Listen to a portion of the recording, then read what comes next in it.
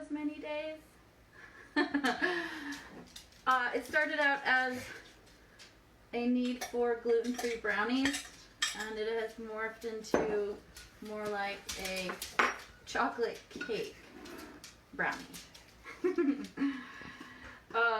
So yeah, here we go. This is the trick. It's gluten-free, and I'm going to add xanthan gum, you heathens. Okay. So brownies or chocolate cake, remarkably easy to make.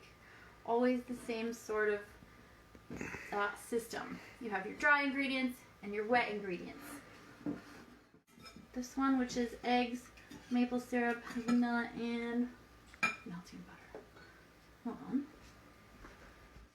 In here we have cocoa powder, cassava flour. Do you think I'm saying it right? Is it cassava? Cassava. Salt, baking powder, and that xanthan gum.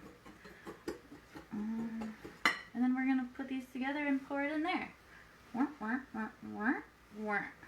Okay. In the little tins without a giant mess, eh? Don't know.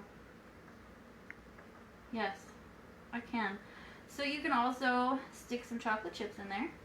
You could put a little teaspoonful of, I did spray the tin, by the way, before I did this. A little teaspoonful of jam dolloped in there is quite nice. Raspberry and chocolate. Cherries and chocolate. Yeah. I used to think that I don't like chocolate, and then I realized that I only like good chocolate, and that is why I'm a lush, amongst other reasons.